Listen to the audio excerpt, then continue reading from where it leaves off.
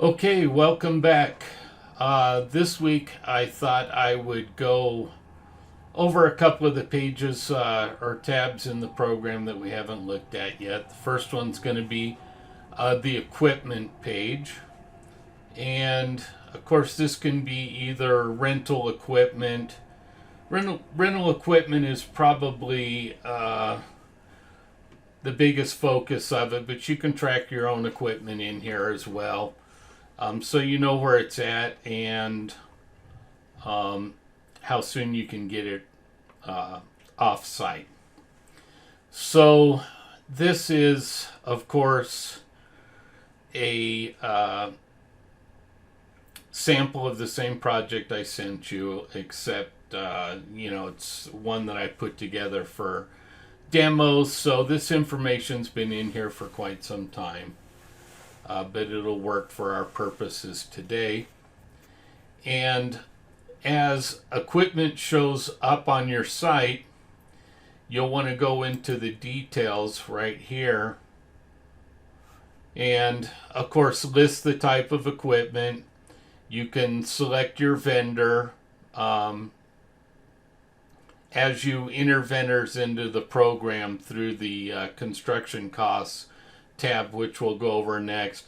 It'll start populating a vendor list right here, so you should be able to select your vendor. If not, you can go in here and add them in. Okay, let's go back there. And then the delivery date, of course, is very important. You want to know when it showed up on site. The equipment ID is important, so that you know what piece of equipment you're dealing with. When you're done with the equipment and you call it off, of course, you always want to get the call off number and put it in here so that you can make sure that matches up with the billing when it comes out. I find that rental companies get things wrong a lot, and so I always like to have that call off number. Sorry, just checking that my mic's on. So that's very important. That way you can dispute those bills if necessary. The call off date you can put in here, and generally I try to get a cost in here on these to make sure, because I negotiate my pricing with my rental company prior to starting the project, and I want to make sure that I'm getting billed for the equipment at the costs that we agreed to, right? Now down here is a task list of every task in the project, and so you can select which tasks you plan to use this piece of equipment for. That'll come in to play here in just a minute. What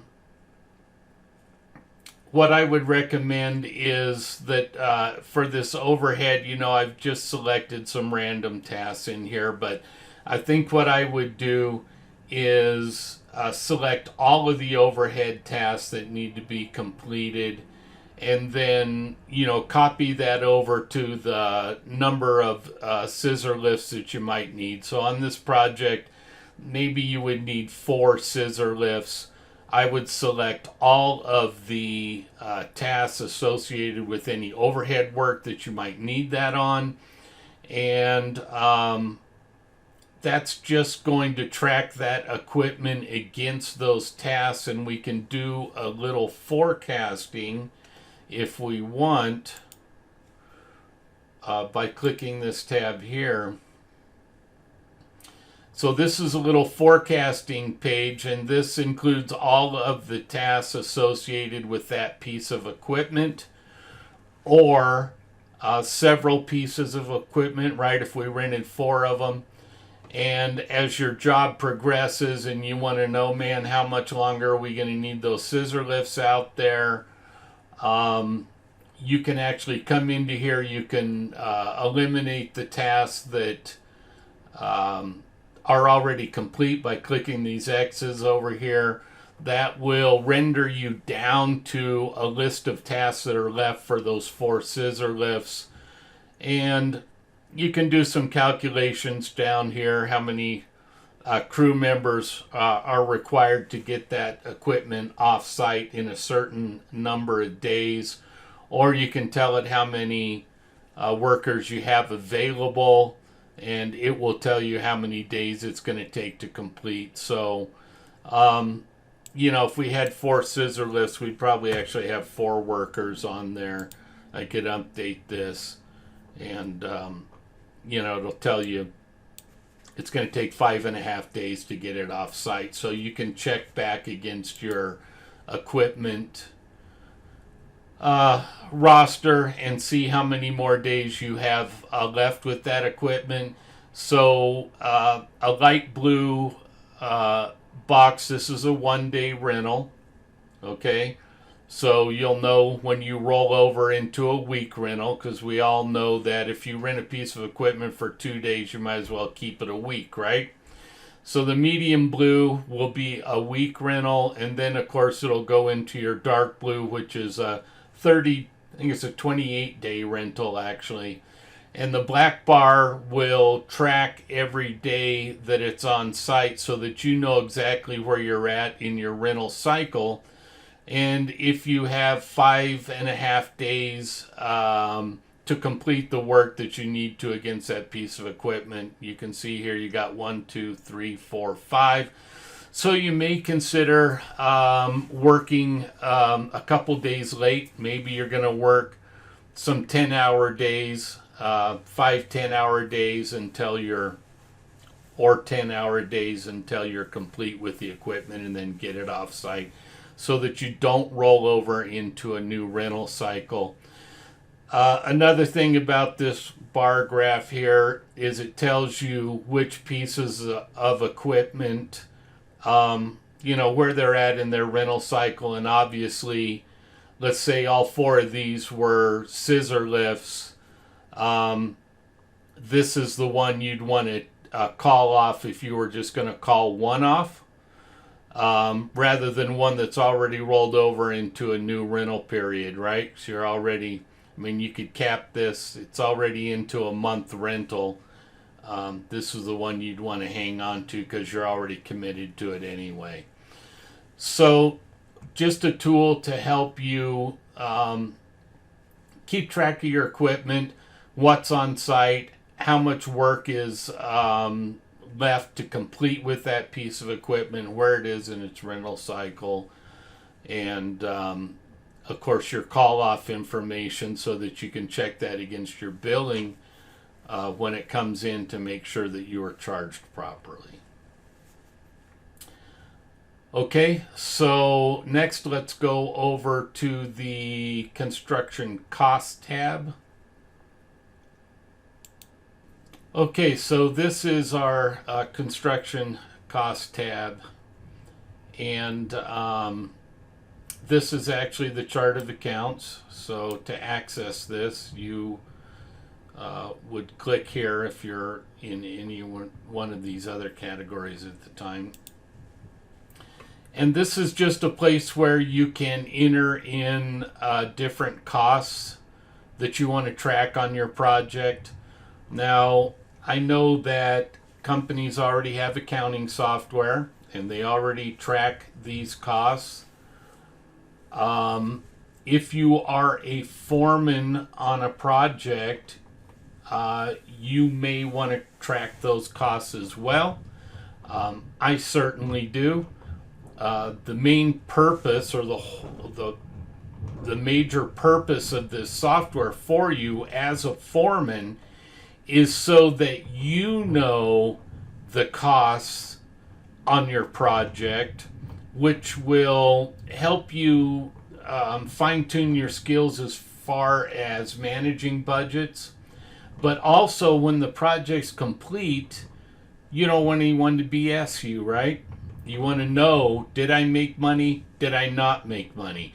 Because I've tracked projects and I've had customers, or not really customers, contractors early on, tell me that I didn't make money on my project, and I knew it was BS.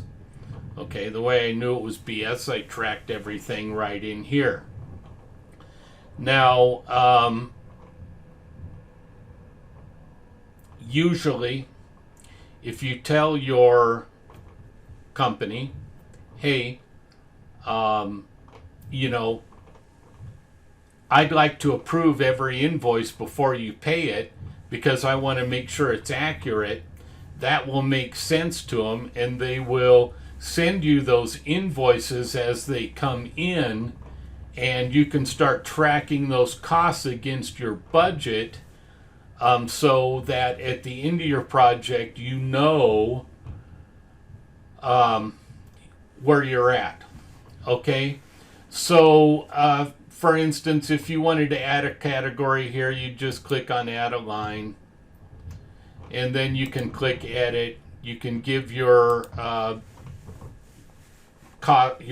category a name. So let's just say we're going to track some fuel costs, and let's say our budget's $1,200. Just click update. Now you have your fuel costs in here, so you can track against that. As those receipts come in, you would just click on the fuel tab, add a line,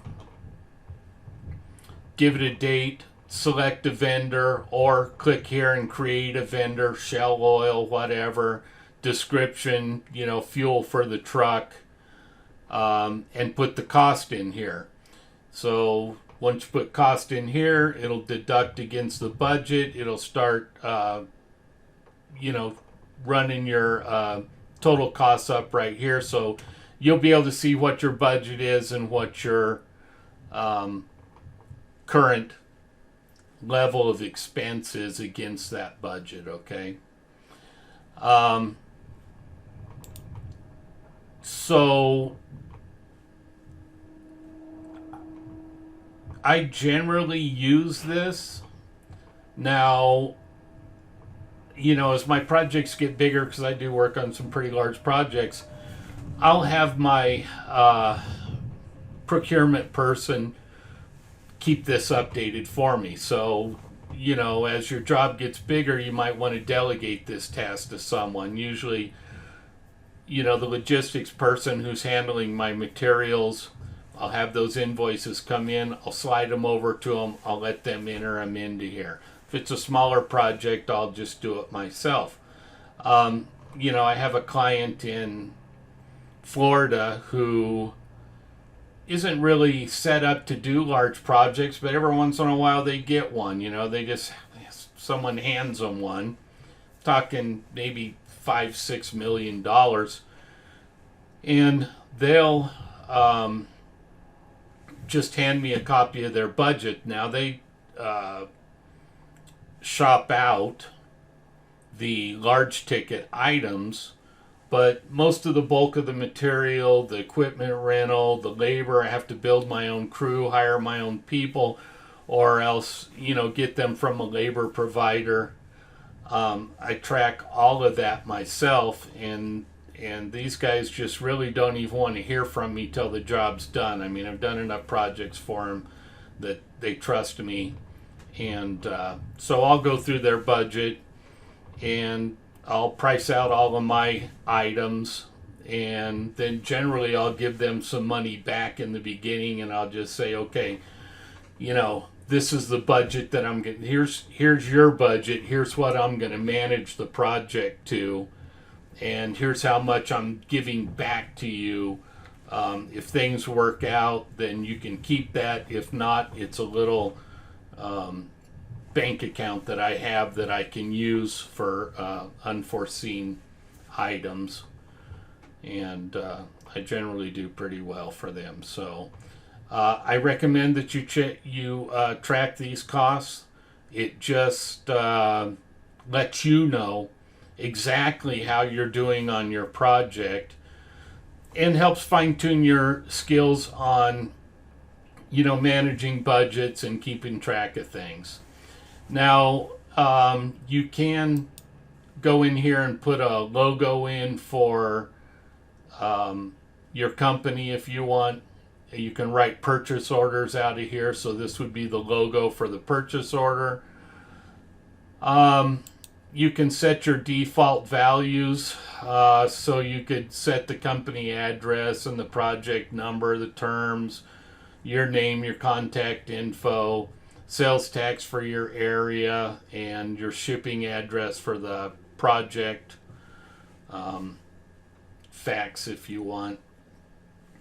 And then you can go into here and write purchase orders.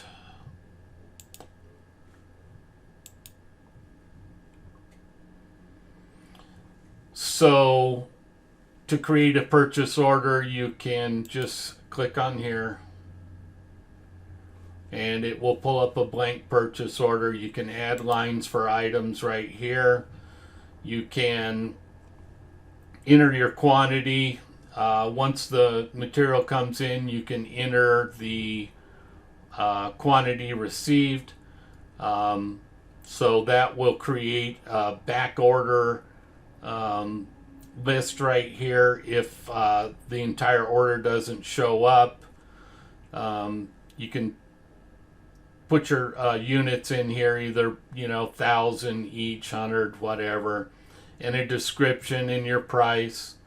You can also import your purchase orders if you can get your invoice or quote from the company in an Excel format. You can convert that to a CSV file. You can just import the whole thing.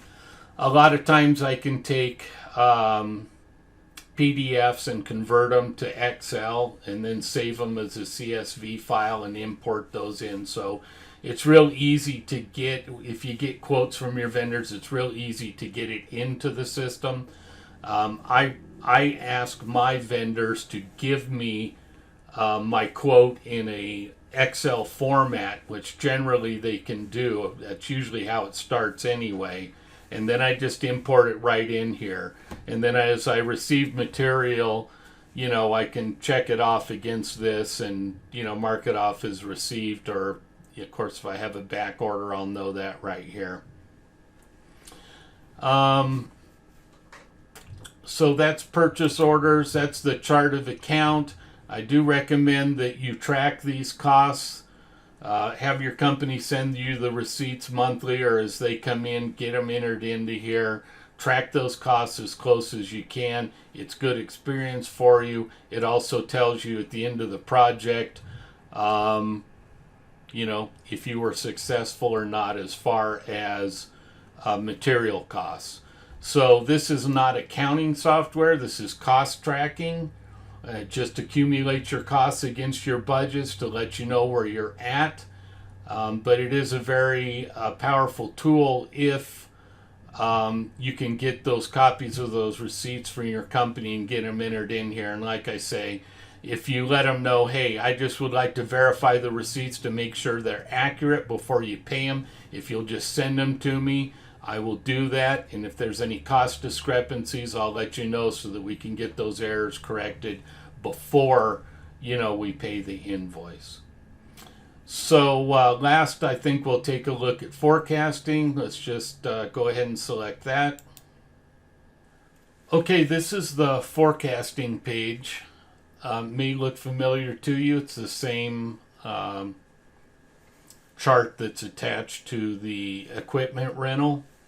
But let's say, for example, that your contractor comes to you and says, hey, I need the bathroom area done by a certain date, and I need to know if you're going to be able to make that happen or not. Or they may ask you, in order for them to plan another contractor to come in there after you, how much time do you have left to complete this area?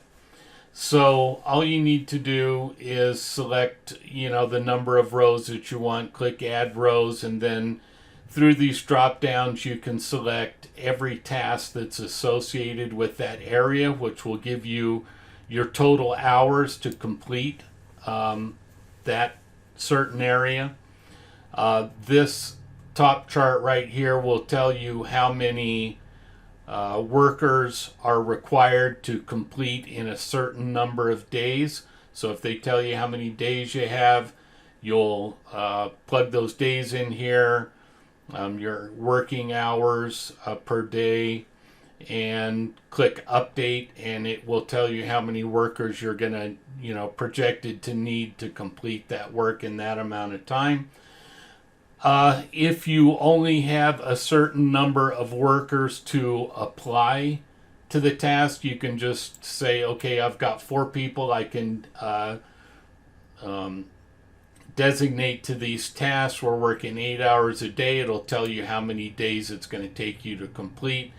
If this number is too high, let's say maybe the contractor's only giving you 10 days, then you can do some modeling here for working overtime to see what it'll take to complete on time. So if you use 12 workers, you would complete in about 8 days. If you use 10 hours a day, it'd take 9 days. So if they gave you 10 days, your 4 workers working 10 hours a day could complete it within the 10-day time frame. I do recommend that if you're making projections for a contractor, that you pad this a little bit, right? So you don't know if you might encounter some unforeseen problems. And so I like to give myself a little bit of cushion, maybe, 10 to 20%. I'll add 10 to 20% on there, either days or hours. When I tell the customer, when I make a commitment to the customer, because what I've learned and what you should learn is that it's better to under-promise and over-deliver. If you overpromise and underdeliver, then they start getting upset with you because they're bringing in people behind you and you're not ready, and it really throws a wrench in their gears. So always underpromise and overdeliver.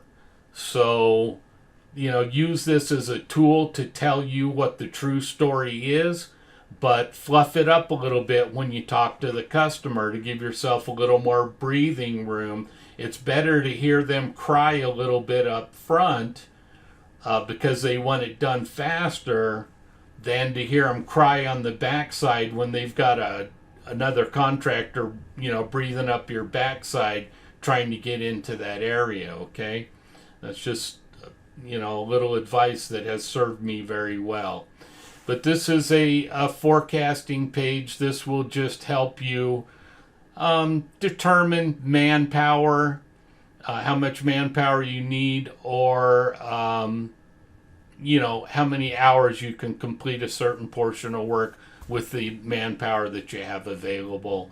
And since this is all based on estimate data, provided your estimate is good, which normally they're pretty close, this is generally very reliable. It gets you very, very close, and it's certainly a lot better than a gut feeling, okay? So always take the time to at least take a look at this and see what the projections are. And, again, when you talk to your customer, fluff it up a little bit just so that you underpromise and overdeliver. Okay, so that's it for this week, and I'll close this thing out, and you guys have a great week, and we'll talk again next week. Thanks.